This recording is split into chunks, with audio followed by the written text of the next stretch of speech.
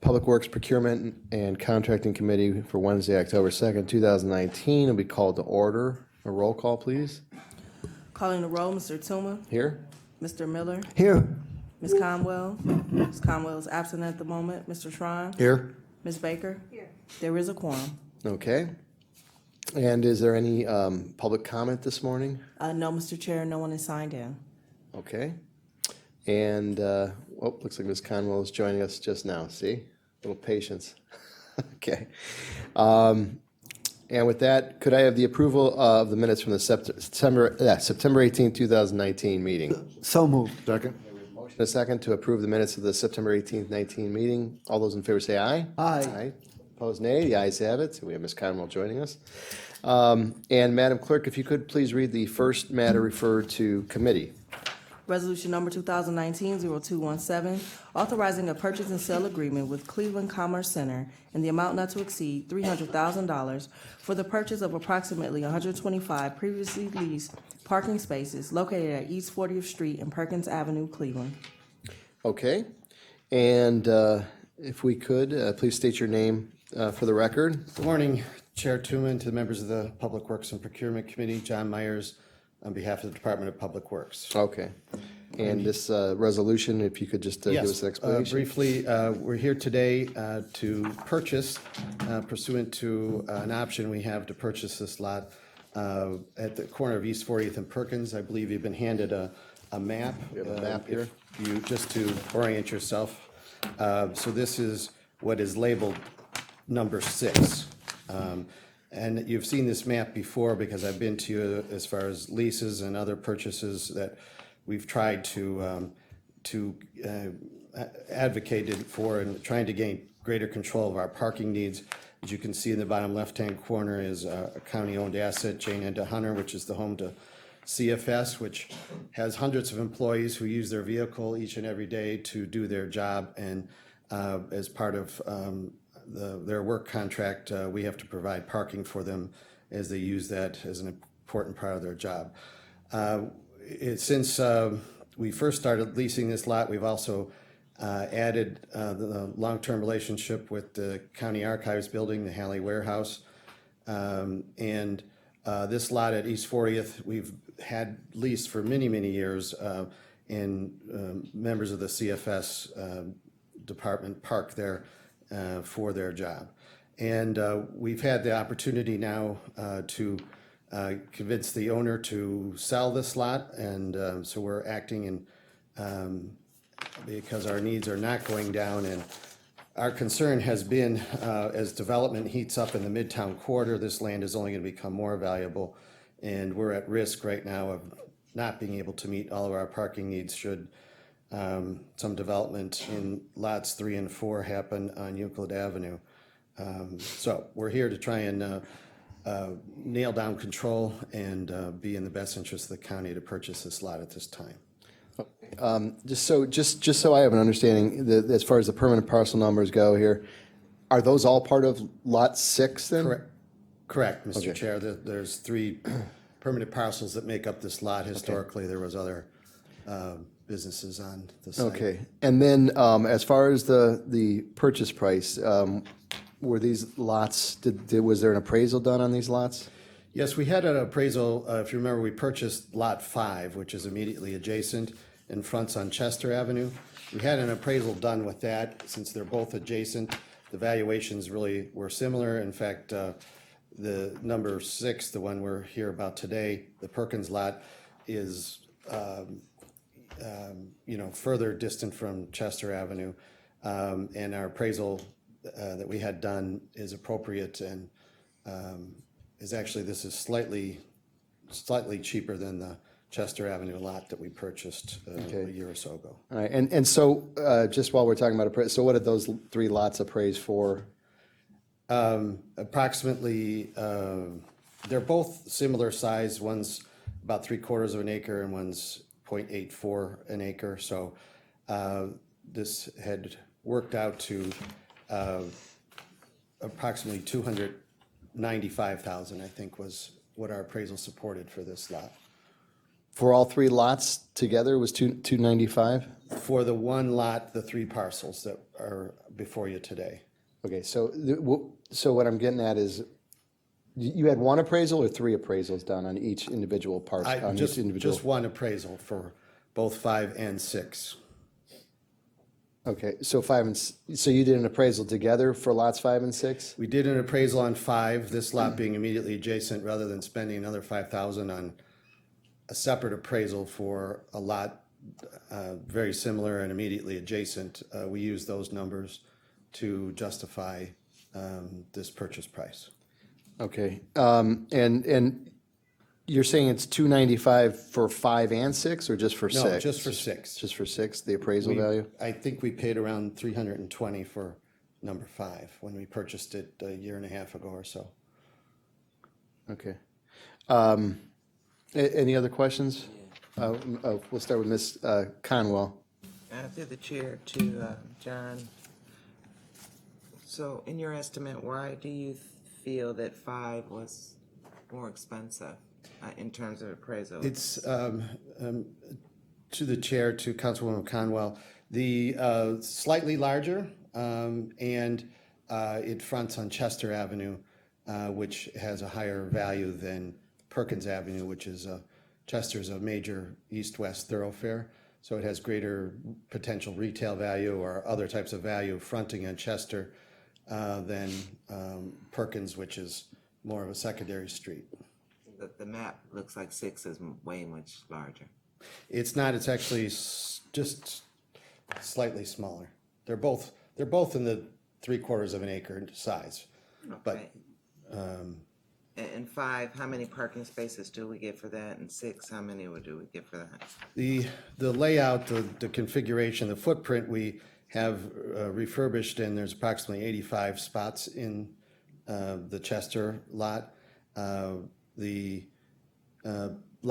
Perkins lot, which is before you today, is more of a perfect rectangle, so configured, there's 125 spots that we can maximize in there. Okay, Okay, thank you. all right. Real quick, as far as the appraisal, who did the appraisal? O.R. Cullen, who is who works with us routinely on roadway and other real estate acquisitions. Okay. And the only reason I'm asking is because using the county assessed values, the appraisal of those lots is much substantially less. So that's why I was is that the practice to get an outside appraiser to do that, or not use what our assessed values are to the lots? Because I think our assessed values come to like something like 56,000. Yes. 700 something. The market ultimately dictates what something is worth, Mr. Chair. Okay. But that's why we sought an outside appraiser, just to make sure. The assessed values have many reasons why they reach that, and are certain percentages. These have been open lots for some time, and the development pressures are catching up with that, and our own. When you say development pressures, what do you mean by that? I'm not familiar Well, with that term. this is part of what I would call the Midtown Corridor, which, next to University Circle is probably one of the hottest real estate markets in the city or the county. So development pressures, meaning there's been significantly more investment in just dramatically different just in the last 2 years that have increased values significantly. Okay, and so maybe potential fear of losing that lot to development? Yes, and that's why one of the reasons advocating here in the long run, it's cheaper for us to own this lot, particularly since we've added the archives building with BOE's parking needs and the archives parking needs, that we're not going away anytime soon. So having this under our control is significant. Okay, and if you could just refresh my memory, and I hate that, I don't want to devolve into devolve away too much from what we're doing here, but so this 300,000 that we're purchasing this lot for, is that similar to what we've purchased with these other ones, or in the past? Yes, Mr. Chair, this is slightly less than the adjacent lot, and 5, it's the only other one that we've bought in recent time. And just to clarify, the purchase price is actually $275,000, we have added $25,000, which we never know what closing costs are going to be. So they will be what they will be, and likely will not be 25, but we didn't want to get caught short and have to slow down a closing based upon being short of closing costs. So whatever the closing cost will be, that money, that 25,000 will not be spent, but the actual purchase price is 275. Okay, great. Mr. Miller? So, Mr. Chairman, Mr. Myers, am I correct that we currently own 1 and 5, 6 is pending, and we lease 2, 3, and 4? To the chair, to Councilman Miller, yes, that's correct. We own 1 and 5 and hoping to own 6 and lease 2, 3, 4. And are there any other parcels and parking spaces in the general vicinity that we either own or lease? Mr. Chair, to Councilman Miller, no, we don't own any other property in the immediate neighborhood, except at the Board of Elections building, there at the Hughes building at 30th and Euclid. Just their small lot behind the building is the only other parking we own anywhere near here. And as I said, it's pretty tight now. The days of many open lots are fading. And do you think we'll have any opportunity to acquire 2, 3, or 4 in the future? Mr. Chair, to Councilman Miller, we have pursued it and asked to see if it's even an option so that we could bring it back to you for consideration. The current owners, there's a common ownership for 3 and 4. Gordon Primer, who owns that lot and is planning on development in the future. Number 2 is owned by Level 3, which is the buildings immediately north of that, running to Chester Avenue, which is an out-of-state company, and they have not took a lot just to let us lease this one spot, but they have not been willing to sell any portion of it. Okay, well, I think the case for purchasing Lot 6 is well made, and the fact that you can have it configured that you can get 125 spaces is very attractive. So I'm on board. Thank you. Thank you. Okay. Ms. Baker? Just a quick clarification. Did I hear you say earlier that Lot 5 was larger than Lot 6? Just ever so slightly. One's How can- 0.76 acres, one's 0.84 acres. I guess I'm questioning, not only does it look smaller unless it's just out of, Real quick, is Lot 5 this entire? No. So how is it bigger? To the left of the number 5 is PNC Bank. so Lot 5 has 85 spaces and Yes. Lot 6 has 125. Yes, it's the configuration in order to make flow work, and you see that one little flag portion of 5. It's really not convenient to be able to have cars parked there, Mr. Chair. Also, as part of our upgrade here, we've added a raised security tower, so to provide additional safety to our employees and greater visibility to our protective service officers. So several spaces are taken up with that as well. If I just may, how do you explain on your photo why 5 looks considerably almost half the size of 6? I have no answer, Mr. Chair. All I know is, but by our survey, they're roughly the same with the, as I said, I think it's sort of an optical illusion. Yeah, I think it's that gold dress, blue dress thing going on here.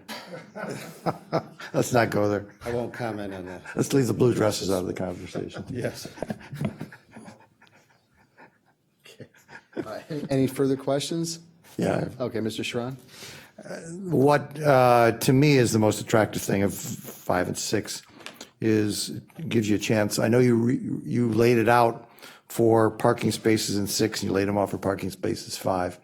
Now that eventually we're going to own both of those wouldn't it make sense to go back and reconfigure this as a total concept as opposed to two separate lots and see whether or not you could relay out the structure so that 6 would flow into 5 or 5 would flow into 6? Mr. Chair, to Councilman Schron, we have actually done that. When it was laid out, we anticipated coming to you to seek authority to purchase this, and we're hopeful that you'll be supportive. So when 5 was laid out, it was laid out trying to maximize that potentiality. So in fact, it's laid out too so that we'll only have one entrance off of East 40 for both lots if we go ahead and accomplish this, so that for security and control reasons, there'll only be one entrance in and out for both lots. Okay, so the way this is drawn is not correct then?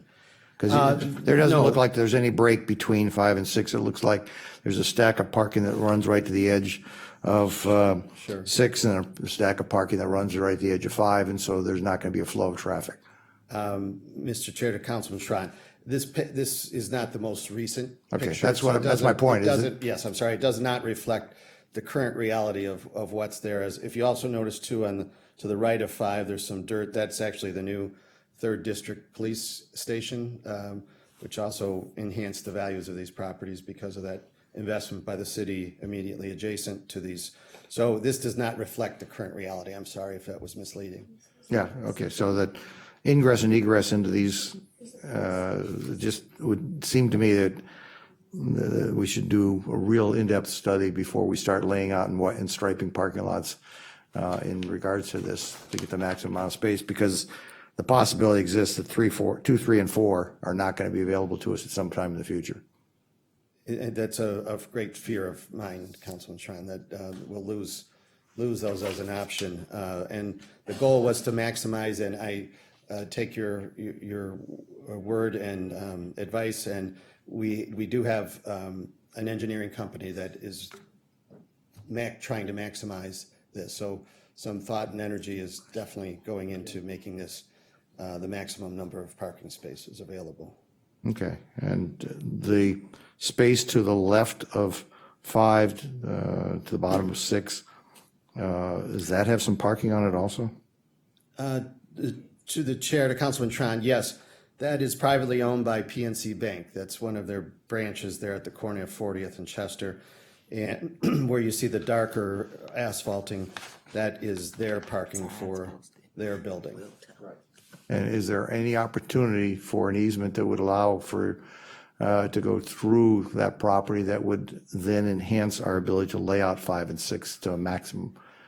They, Councilman Schron, they have not been open to any suggestion to carving off any of that lot. But they are our lead bank. I'll take that into consideration and see if we can catch their attention again. We haven't beaten down their door, but we've made the request. And it does, their control, in fact, they just restriped that lot to provide a different traffic pattern that in many ways uses. They've been helpful to us when we've had overflow parking for Board of Elections activities on election night and stuff, but not on a permanent basis. Yeah, I just only make that suggestion because $10,000 worth of paint can Be changed, yes. versus a long-term package of working together. It just seems to me that the conversations could be had. And if those you got some blind corners that are stuck up in the middle. I'm not trying to do your engineering, but you got blind corners that if those weren't blind corners, they would change it. They would change your whole outlook as far as your ability to lay out. So. I appreciate the input, and we'll be active upon this. We've been sort of taking it one bite at a time here, and in the past, it hasn't met with positive response, but I'm My happy to assumption is try. you're talking to the real estate person at PNC Bank, Yes. 2, 3, 4. That there's opportunities perhaps to talk to other folks and say, hey, can't we play nice in the sandbox as a big package? Because when we lose 2, 3, and 4, it's really going to be devastating. I hear you. I hear your suggestion, and I have not taken it beyond that initial step with them. So we'll explore other avenues to see if we can get a more positive response. Super, thank you.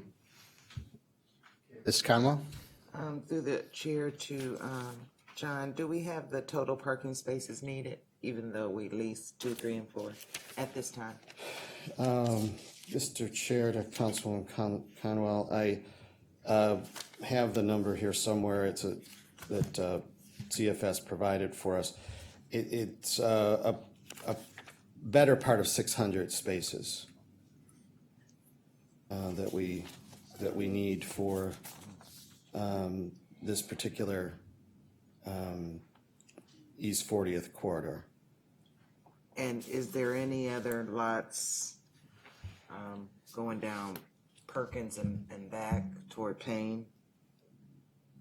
Mr. Chair to Councilwoman Conwell, we have explored that. There's been no easy answer, and we're going to continue to fan out. And we've worked with a lot of these folks because we've always needed temporary parking during early voting periods and elections. So when they add a lot of temporary workers, so we pretty much know all the lots in the area, and none of them have been open to long-term arrangements. And it doesn't mean that, something could have changed ownership recently and we need to go back to them to be more aggressive to see if there's a way to make something happen. Thank you. Okay, any other questions? Okay. With that, what type of time frame are we looking at with this? Mr. Chair, I don't like to ask, but I would like to get it so it closes in this year. And if I could ask your indulgence to pass on second reading, I'd greatly appreciate it. You mean second reading suspension here? Yes, Is I'm that what sorry. you're asking? Okay. We're in September, October. I mean, I suppose if anybody has no objection, we can move this along so they can get this going. With real estate, you never really know. So I'll make a motion for second reading suspension. Second. I have a motion and a second for second reading suspension. All those in favor say aye. Aye. Opposed, nay. Ayes have it. Yeah, my name, please. And we could add Ms. Conwell's name to that, please. Okay, thank you. very much. Thank you. Okay, Madam Clerk, if you could read the next resolution. Resolution number 2019-0218, making an award on requisition number 44038 to Blue Technologies in the amount not to exceed $5,207,027.92 for enterprise-wide print management goods and services for the period 10/1/2019 through 9/30/2024. Okay, and if you could just state your name for the record. Mike Chambers with Public Works. Okay, Mr. Chambers, and if you could describe this resolution necessity for it. Yeah, we're asking for approval of a 5-year agreement for our copier contract. I do have a small PowerPoint presentation I'd like to fly through pretty quickly for you and answer any of your questions. Just a quick, down and dirty specifics. There's about 500 multifunctional devices. We have 1,200 printers. It says both local and network. Local are kind of referred to as more as a desktop. They're not connected to the internet. And we're in 60 locations. The RFP was released December 31st, 2018. It was due on January 24th. There were 6 proposals submitted through the committee, which consisted of IT, Health and Human Services, and Public Works. They evaluated, they did an initial cut, and they cut the initial down to 2 companies. And one of the questions I know it's going to be asking me is, this is December and January 24 that this was closed. This is a $5 million contract. It required, a lot of logistics. We're talking, as you've seen in the, before, hundreds and thousands of items. So there was a very extensive review. The committee met twice a week for many, many weeks in a row. We also had to perform on-site visits. They wanted to go and verify the warehouses. They wanted to verify that these, companies could, meet our needs. And there was also undoubtedly, you had the ERP project going on, but you also had a change in IT leadership, which did impact this. So believe me, we were pushing, and we've got this thing, and we wanted to make sure, because of the dollar size and the value, that we did this thing right. And once the committee was finally done with the recommendation, we fast-tracked it from there. So I just wanted to address that up front. The selected vendor, after the committee met and went down, the two final candidates were Toshiba and Blue. They made the final cut. And then after, once again, they continued going through that, they selected Blue Technologies. They had the highest score from the committee. It's a local company, and one of the things that was very good about it, they had a very substantial on-hand stock. I think every one of us has been a victim of, a copier going down, and we know it takes days and sometimes, weeks. One thing about Blue, they have a very large on-hand stock, and it's located locally, and we should see an improvement on those copiers being fixed. The account manager has 20 years experience. Once again, it's an authorized dealer for everything we need. I've listed them there: Konica, Minolta, Lexmark, and so on. And one other positive thing about this company, and a lot of the companies have them now, is their commitment to reduce landfill. So it is important. They reuse and repurpose just about everything they use. One thing that I have continued on the next page, it's something new. It's not just for Blue offers. A lot of the companies do offer this. It's something we're going to try, and it's being pushed through HHS.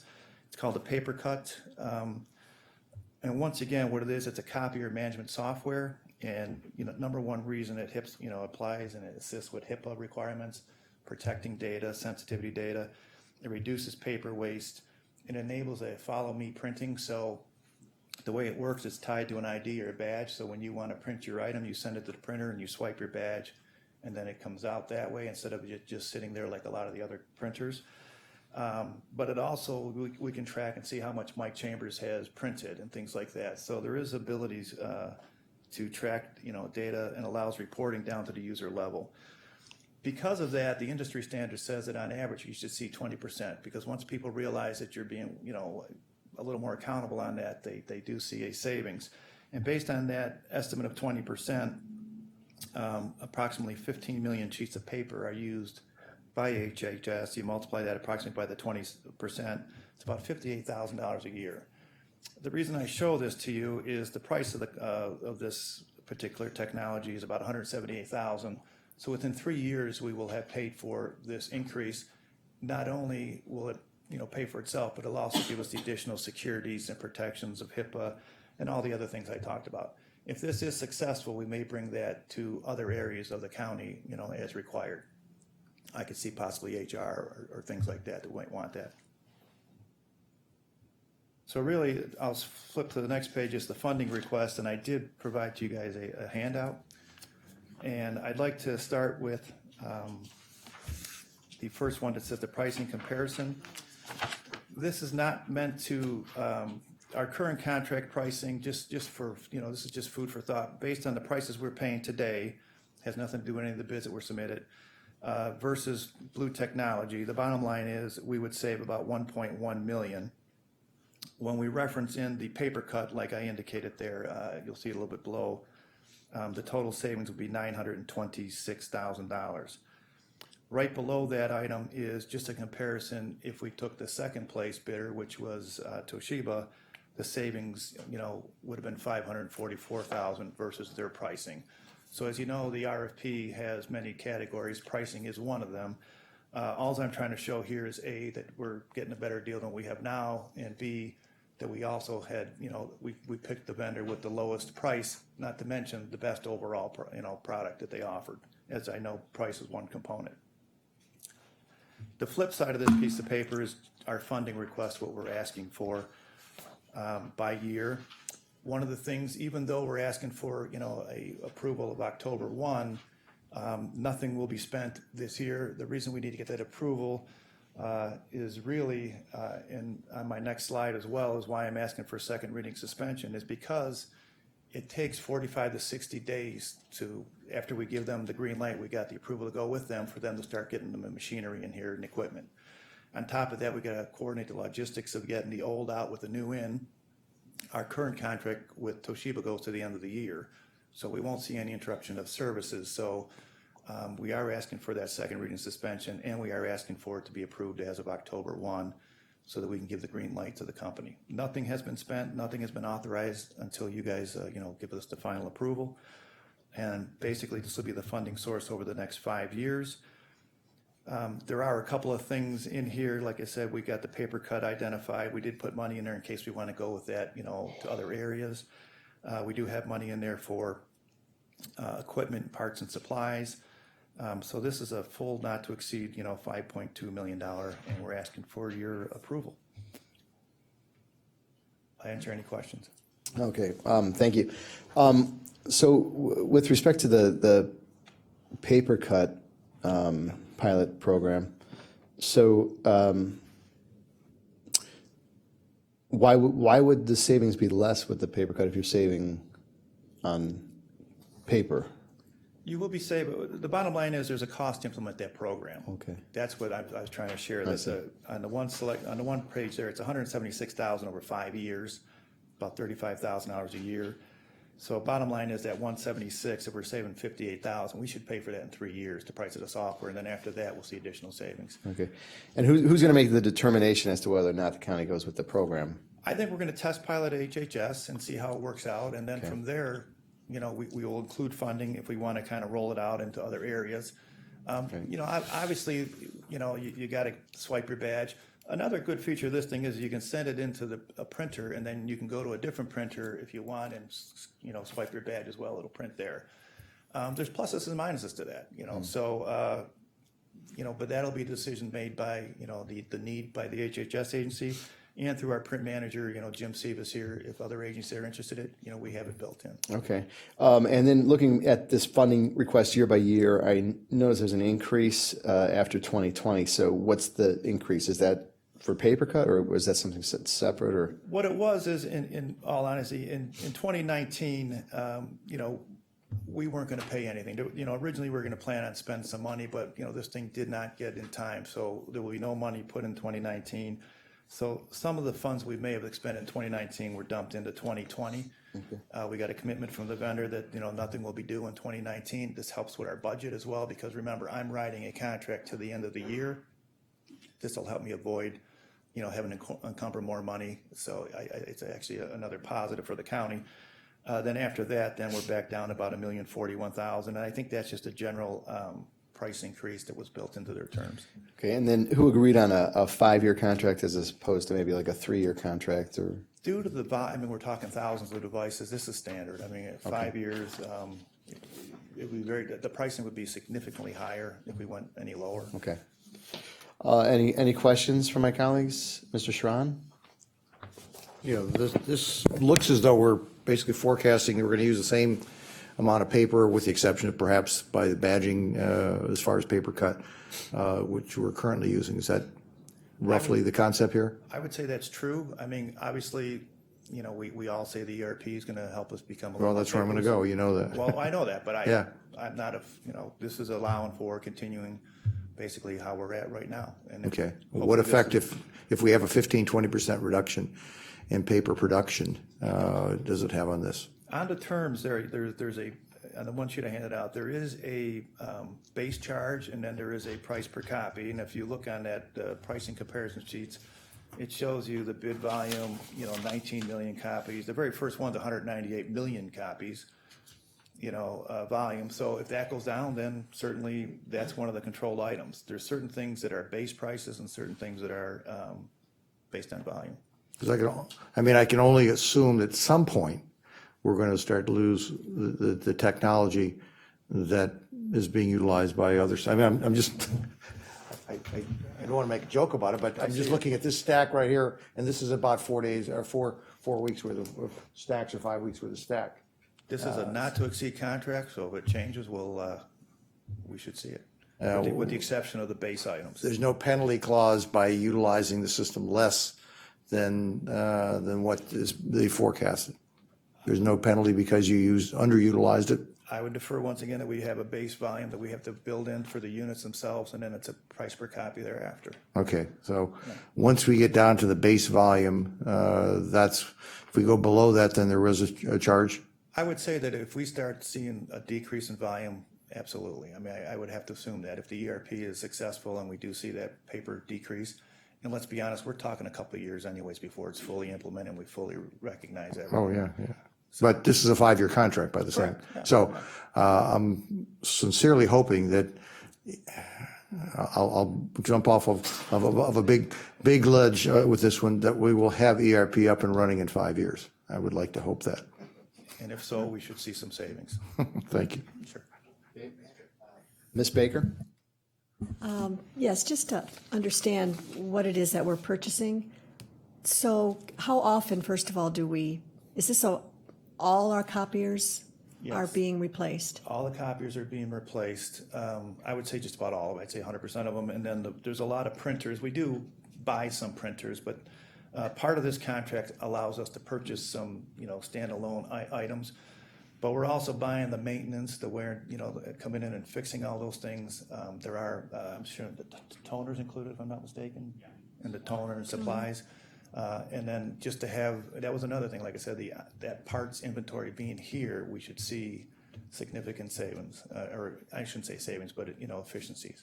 So maintenance contract is included in this? Yes. Toshiba was pretty close behind this, and Toshiba is the current supplier? Toshiba's the current supplier, correct? Was that a 5-year contract also? Yes. Yep. Was there a huge price difference between what we bid out for Toshiba 5 years ago and what it is today, or? Well, that's the savings, and I didn't want to name the name because, I gave you the current contract pricing. So right now, we took the current pricing that we're paying by Toshiba versus what Blue bid. I'm going to use Toshiba as the current. I'm not going to say their current bid. I'm saying what we're paying right now. Right. That's where that $1 million comes in. So we are seeing, obviously a better pricing. They also did, they came in. Now, if I take Toshiba's pricing, what they submitted on the bid, Blue is still 544,000, better. But that's one component of the overall proposal. I mean, Right. it's an important component. And of course, no issues with the ERP as far as being compatible or No, all this- that should, No. yeah. Okay. Thank you. Sure. Councilman Miller? Was there a point in our past when we owned rather than bought all of this equipment? And if so, how long ago was that? I don't think we ever owned them. To own them and maintain them ourselves, we're not equipped for that. So we've never done that? To my knowledge, no. Uh-huh, okay. 20 years ago, we owned them?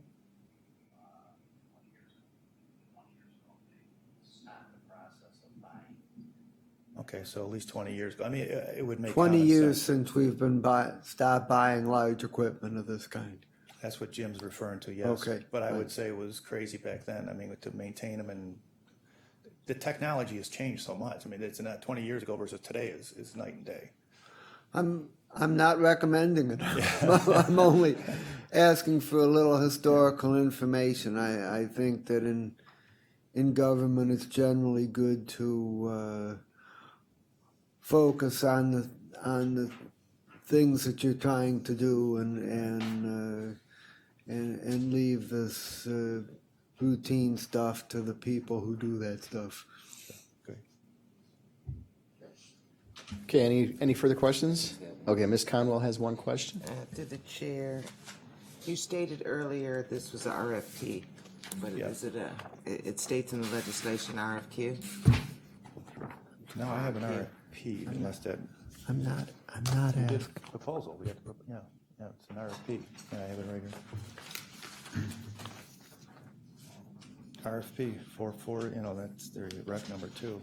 It's RFP. Yeah, because qualifications is a little different. Proposal, you can break that out, but it also has price in it, whereas usually with qualifications, you're not talking price. You're going ahead and looking at the qualifications, and then you talk price. So it's definitely a proposal. Okay, any other questions? Ms. Baker? Is there a reason why the committee composition was limited to the 3? Especially since HR perhaps could be a key player in, Sure. The reason being is HHS is a big entity as well. Jim, who represents the print shop, and another person in Public Works, covers the other agencies. And then obviously IT, because everything, is connected to, software and things like that. So those are the big components. Certainly, this should be a seamless transition. Whatever is there now will be replaced, I'm being told, by better. and stuff, so everyone should see an improvement. But to open it up to a lot of other entities, once again, we're allowing for, HR if they want to join on that, paper cut process, which I think they might. Although they have probably a lot of designated desk units, maybe we can replace them with this software. That would save money too. Wouldn't the ERP have in place already all the security that's needed? No? No, I mean, I can defer to IT on your security one. Is there anything, would the ERP have anything with security? For HIPAA and all that.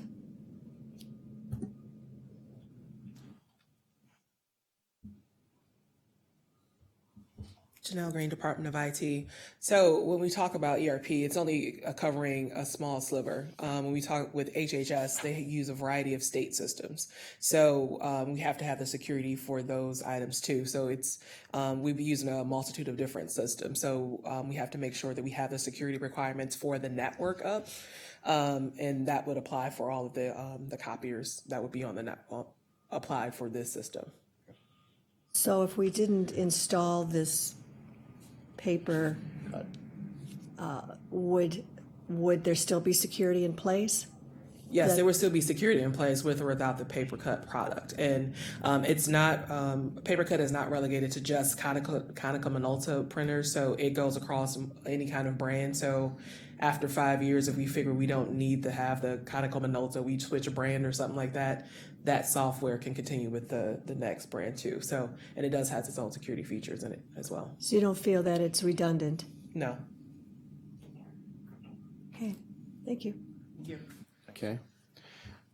Yeah, it sounds to me like the paper cut gets a little more in depth and in the weeds. I just pointed out something new. It's it was something being offered. I mean, we don't have to go with it, but they HHS wanted it. I just thought it was something, interesting. Okay.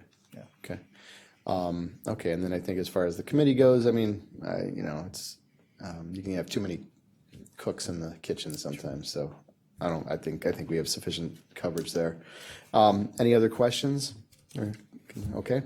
And so you're looking for this on second reading suspension? Please. So I'll make that motion for second reading suspension. Do I have a second? Second. I have a second. We have a motion and a second for second reading suspension, R 2019-0218. All those in favor say aye. Aye. Opposed, nay. The ayes have it. Thank you, Mr. Chambers. Thank you. Okay. Nothing else. Is there any miscellaneous business before the committee? Okay, seeing none, could I have a motion to adjourn?